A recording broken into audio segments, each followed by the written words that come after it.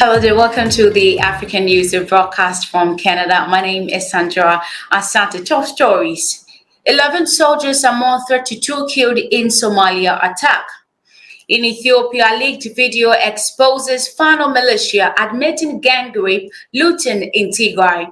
And also shock as head of Ethiopia Supreme Court resigns. There's some more stories after the break. Stay tuned.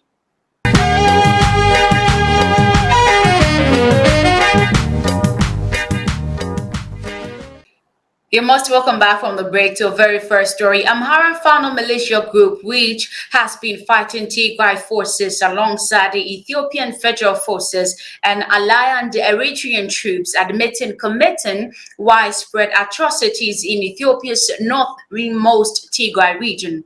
A leaked video scene shows a Fano leader confessing various war crimes the Amhara forces committed during the 2-year war conflict in Tigray. The footage exposes Fano members explicitly accepting the grave crimes, including rape and gang raping they committed against women and girls in Tigray.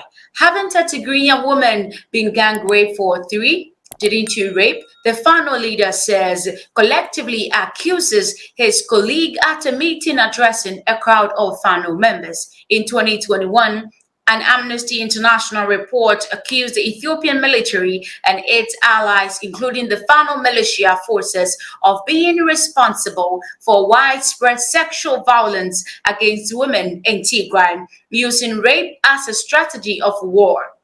The report then said that Tigray violations scale amount to war crimes. According to the human rights group's findings, one Tigrayan woman was gang raped in front of her children. In a debate in front of the British Parliament, Labour Party politician Helen Hayes estimated that at least 10,000 women in Tigray have been raped since the beginning of the war. In a leaked video, the Fano leader also speaks about a large sum of money and food grains looted in Tigray. I possess in my hand evidence of 21 ETB, roughly $400,000 looting by our members, he said, adding, we will not let them get away with it. Didn't we loot 10 grains? 86 quintals of food grain were looted from a house of one farmer. The looting of food grains was taking place at 80% of Tigray's estimated 7 million people were in urgent need of food and other humanitarian aid. According to the Fano leader's testimony, public schools and hotels were among the victims of looting. The leader is seen harshly confronting wrongdoings by members of the group. He accused the Fano members of putting the looting blame on Tigray forces. 46 laptops were looted from one school, not by TPLF. It is my friend who stole and shared the money. Didn't we loot fridges? Haven't the entire fridges and bed sheets been looted from a hotel?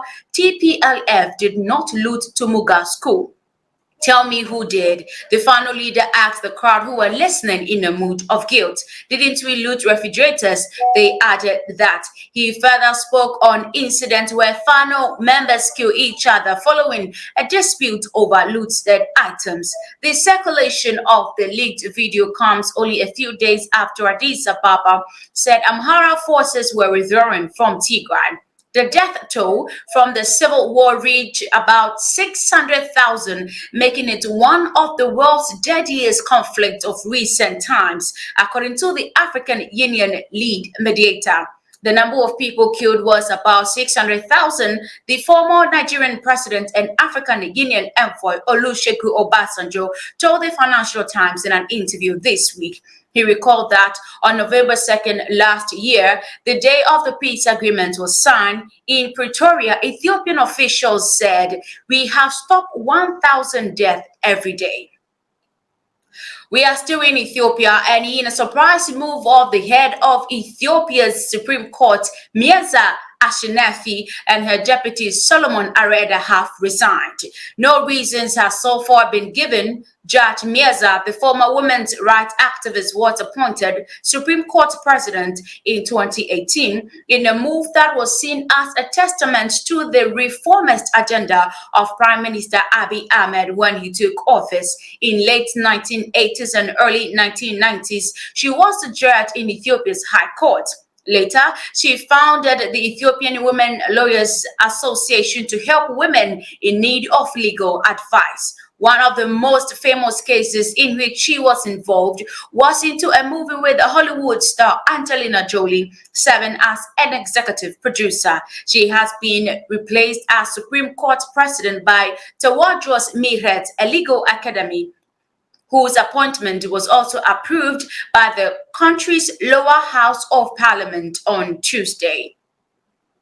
We move to Somalia, and heavy gunfire and explosive have been heard on Tuesday morning at a military base in Hawadli town in Somalia's Middle Shabelle region. Authorities believe the attack is being carried out by suspected members of the Al-Shabaab jihadist group. A top military officer is among those killed in the raid, but there is still little information about the exact numbers of casualties. It comes just days after the army captured the strategic port of the Harad here, where it has been held by the jihadist group for 15 years. The Al-Shabaab has lost huge swath of the territory since August last year, when government troops backed by clan militias launched an offensive in southern and central Somalia. But the group have continued to carry out attacks against many government buildings and African Union troops. Over the last week, it has carried out 4 deadly bombings in the central region of Hiran. Still on the bombing issue, authorities in Somalia says 32 people have been killed and scores injured in Tuesday's morning attack at the military base Hawadli town in the Middle Shabelle region. The deaths include 11 national soldiers and 21 fighters from the Al-Shabaab militant group. The attack began after a suicide bomber stormed the base. Heavy gunfire and explosions could be heard on Tuesday. The attack comes just days after the army captured the strategic port of the Eritrea, which has been held by the Al-Shabaab. The Al-Shabaab have lost territories over the last week. It carried out other bombings as well.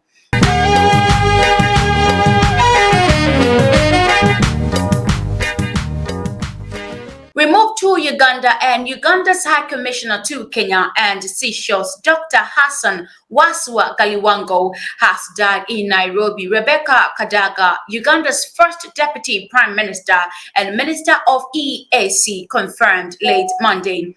Mr. Galiwango has been admitted at the Nairobi hospital where he died. Have received the sad news of the death of His Excellency Dr. Hassan Galiwango, Ambassador to the Republic of Kenya. On behalf of the government of Uganda, I send our deepest condolences to his family, the NRM party, and the Ministry of Foreign Affairs. May Allah grant him eternal rest. Dr. Galiwango was appointed High Commissioner in October 2022 to replace Phoebe Otala, who left office to contest for political seat back home. However, Mr. Otala protested his appointment and declined to hand over the post, arguing that she has not been recalled. Dr. Galiwango later presented his credentials to then-President Uhuru Kenyatta on March 3, 2021. Before his appointment as High Commissioner, Dr. Galiwango has been a long-serving Director of Finance and Administration at the National Resistance Movement Secretariat. He was the husband of Ugandan MP Connie Galiwango. condolences began pouring in, with Ugandans on Twitter eulogizing him as a committed officer who gave his best at work to ensure the rights and welfare of Ugandans are upheld. We hope his souls find eternal peace. This is where I draw the curtains on the African news. My name is Sandra Asante. Thank you so much for watching. Justice for all.